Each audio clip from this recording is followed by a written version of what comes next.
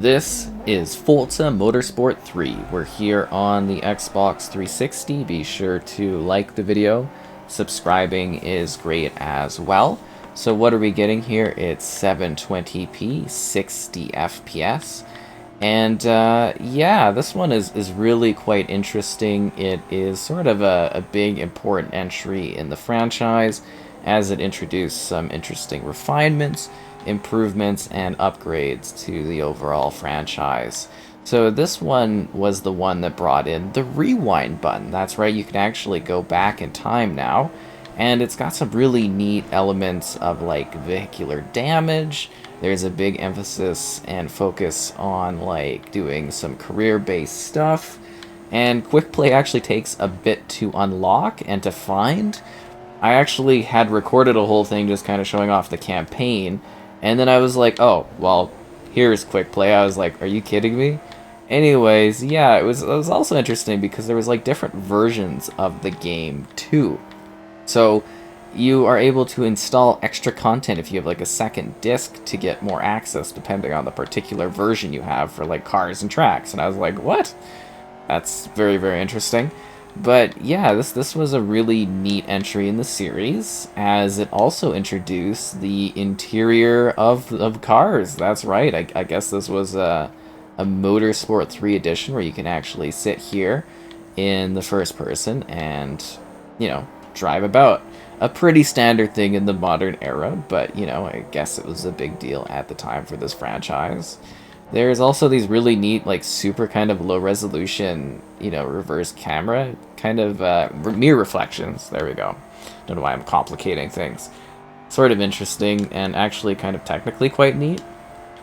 But yeah, this is really, really quite fascinating because, you know, I've played Motorsport 1 not too long ago.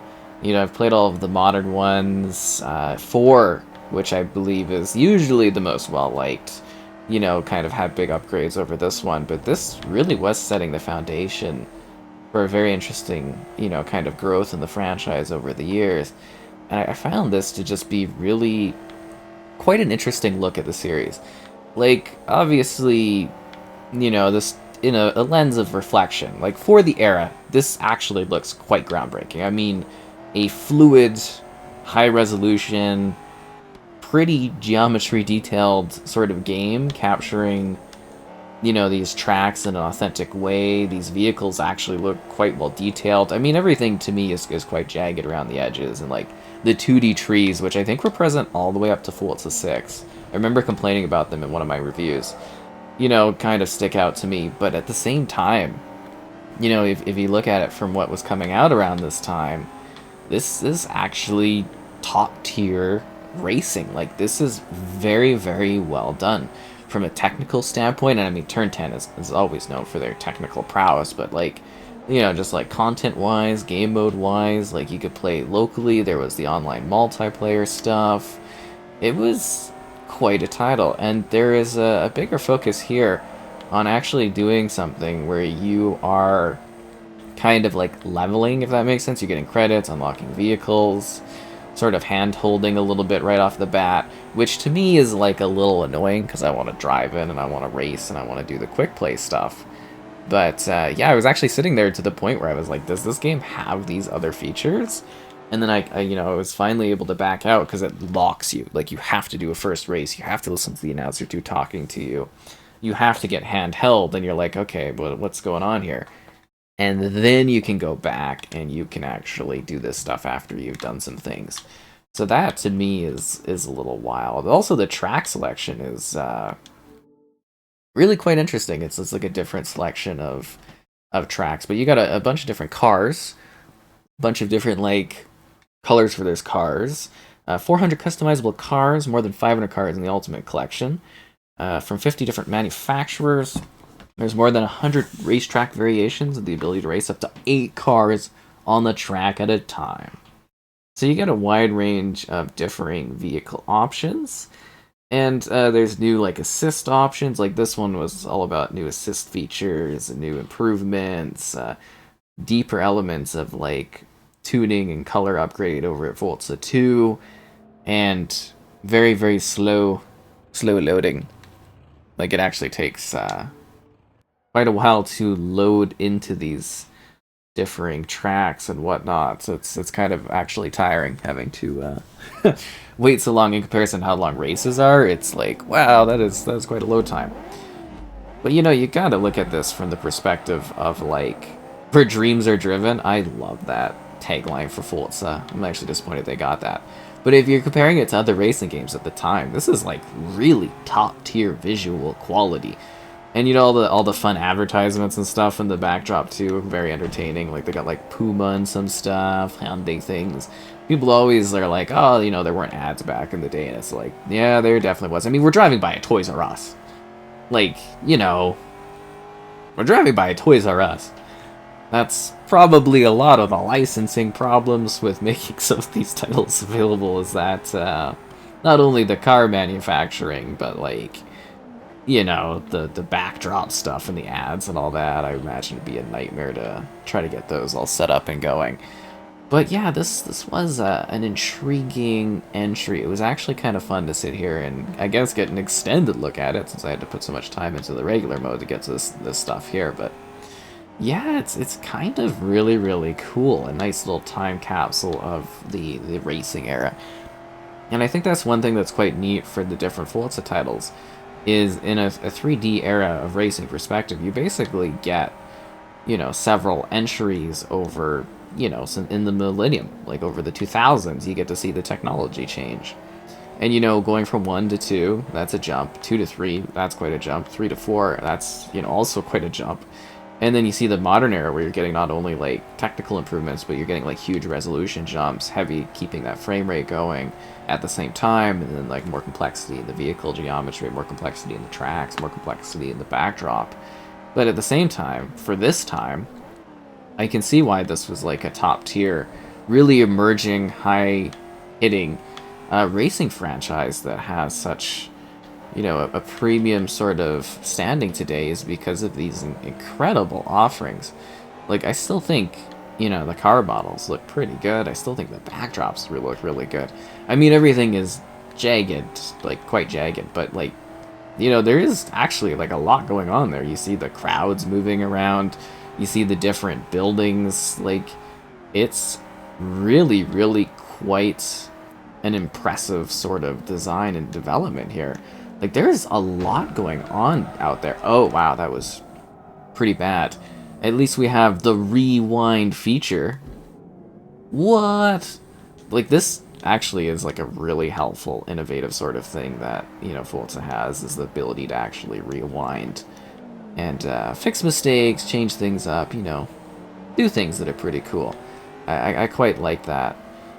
So yeah, it is neat to be back in here. I personally like to kind of do a lot of like quick racing things for these ones, but it is also intriguing to see more of a focus on like doing an actual career type thing where it's like an introductory type of scenario. I wasn't really prepared for that kind of thing, because nowadays it's either, you know, you get like a modes, you know, so some semblance to that, and you're just like handed stuff like crazy.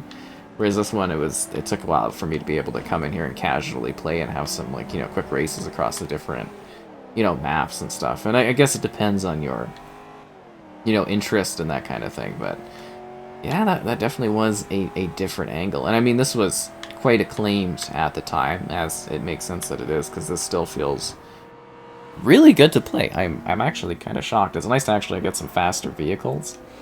You know, I was kind of driving, like, these really bad, I think they give you, like, a basic Honda or something like that. You get a few different cars to choose from. You gotta race, like, in this low class of vehicles on, like, the same kind of tracks over and over, and it's, like, not nearly as fun as actually, you know, going on these iconic racing maps, like Sebring, obviously, one that's been in all of them.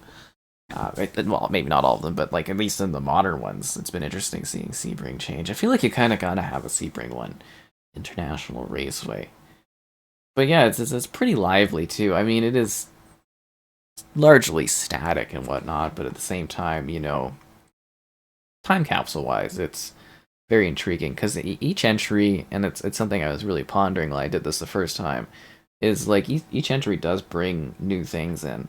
And I don't know if the technology maybe is getting to a point where it kind of plateaus to some degree. We'll have to wait and see what goes on with them wanting to do more long-term, motorsport entries. But you can see big changes, from like dynamic weathering to night and day to more realistic maps, more realistic backdrops, more people in the crowd, more in-depth vehicle physics and technology.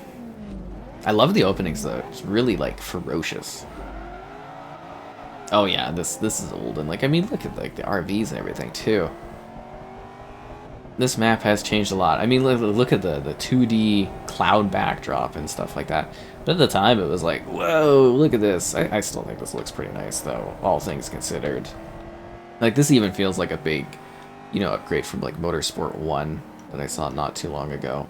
Like that one I think is really, really quite impressive for its time, but this actually feels like leaps and bounds. It really does feel like that, 360 era almost. There's something about it where I'm kind of like, yeah, this is definitely feeling from that. But yet the gameplay mechanics, I don't know what they do with the, the different Forza titles, but there is something about the way they handle and they feel that just is quite right. And as I said in the past, basically, Forza was the reason I like racing games, or the racing genre, as much as I do. Because it just hit the mark so well for me when I first discovered it. And, it's kind of why I enjoy them so much today. So it is neat to see the historics of this series. And see how it's kind of, like, changed and developed over time. Like, this is, really, really actually quite nice. I'm liking this.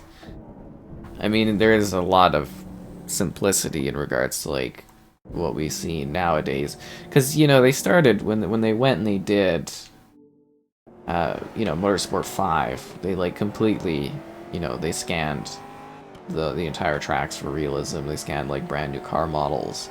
We're seeing that with the most recent entry as well, that they're kind of doing a big overhaul, big revamp and things like that to really nail it.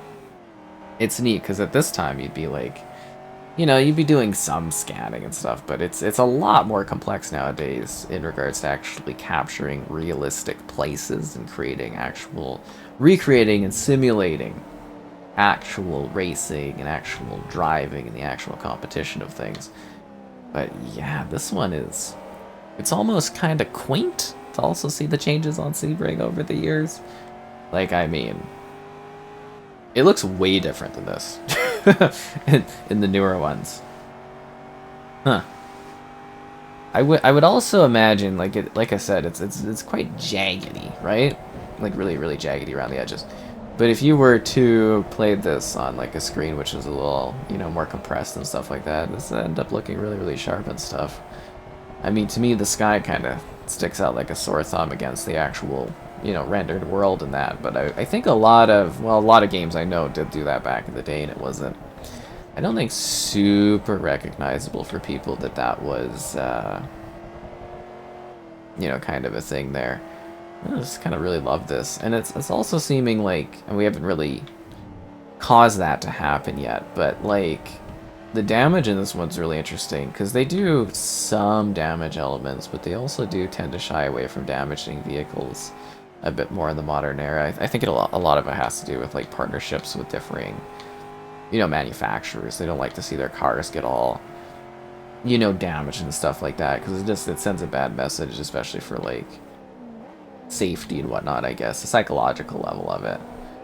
I think it would be kind of neat to see how much damage these cars could actually take in a simulated way and be like, oh, well, that's actually a pretty safe vehicle. But, it's a lot of PR image, it's a lot of whatnot, especially as we get closer and closer to actually recreating, vehicles, racing scenarios, driving scenarios from real life into a video game. It makes a lot of sense. Like, it looks, someone would come in and be like, oh, it looks like cartoonish, but they do have like grass and trees and marks on the road, and they do have quite a lot of objects, even though it doesn't quite seem or come across to me as like complex as like the New York one. I mean, there's a lot of like RVs and little, folks and stuff kind of sitting to the sides, which is neat, and little pylons and stuff like that. Quite cool. And you gotta keep in mind, like, you're getting this visual quality, and it's actually like a smooth 60 FPS experience. Like, It looks really good and it runs really well. It's kind of a really amazing combo for the hardware at the time. You know, like consoles are a lot beefier these days in comparison to how they were during this era. So, yeah, it's actually quite an impressive thing all around. I'm sort of blown away by it. It feels really nice and natural too, which is, yeah, sometimes like the first Motorsport was like really quite hard to handle properly. Like it felt I don't know how best to describe it. It didn't feel quite as good as more recent entries, but this feels a lot more in line with the modern ones. Not perfect in regards to the handling like we get today and stuff like that, but it feels actually quite close, which is nice. I was hoping there would be the Silverstones here. I was kind of hoping for the Bernese Alps that don't seem to be here. Nuremberg. Oh, this is on track 2, or on disc 2. Rally is on that one as well. What about Kuj? Ah, it's on disc 2. All the cool stuff's on the extra downloadable optional content. Why? How could they do this? Le Mans, Iberian Circuit. Well, they're kind of like, oh, yeah, let's do this one. This one looks fun. But yeah, they do have a good selection of tracks. I mean, as I stated at the beginning, and they have a good selection of vehicles. Even though I've just been basically driving the one car with the one setup, and you have to back out, and you have to reset some things, and it's just like, we're just dealing with it. We're just driving along, trying to show off Forza and all its glory with this intense racing series. It is amazing how it's grown and changed though, because this was like a bit before they started with the Horizon spinoff, right? Because you had, this obviously the circuit racing thing, and the technology developed here led way to the sprawling spinoff franchise, led way to more advancements with different entries of the series too. But it is really, really quite neat, and it does take forever to load. As you've seen, the loading in this absolutely kills me. Yeah, that's a really nice epic opening for this. I quite like it. This is going to be a nice coastal one. I wonder what kind of locales we're going to get going forward and stuff like that. There's certain ones where you're always kind of like, you love the locations when you go and visit them and stuff like that. There's actually quite a few modern tracks that I'm used to that I don't really see in this one being present, which is a little disappointing. If they could only had like the clouds actually like moving and stuff like that, it would help so much for the backdrops. Because the technical stuff in here is pretty good. I wonder how clean this would actually look with, because Horizon 1 has gotten that like 4K resolution kind of bump up. I wonder how nice this would look with that sort of like cleanup, like, getting those car edges looking clean and shiny, and getting the edges of the building looking good. I bet this one would actually clean up very, very nicely aesthetically and stuff like that. Just like a simple coat of paint really can, not even, I guess it's not even really a coat of paint, it's just like a sharpening of the edges can actually make a world of difference. Like, I think these car models do actually hold up quite nicely. I mean, cars, they've changed, but like the idea of a car, especially in a video game, the context for the 3D era, they're about the same. They just get more and more depth for polygons and design, and they have more and more of like a certain artistic aesthetic to them as well that's applied. But yeah, I don't know, it's just kind of neat to dive in here and take a look at this third entry in the series. The Motorsport, the main entrance franchise, the mainline entries are always cool to see and to dive into, and just really get an idea of how they've evolved, because they're so fascinating. I really do wish they were more available too to people to check out in the modern era, as they will very likely be forgotten. And you can be like, oh, they're iterative and stuff, so you don't need the previous ones, but they do have different charms, designs, and concepts to them, tracks and stuff like that do make them stand out. But good luck with the licensing and that too, right? Must be a nightmare to kind of move around and try to deal with.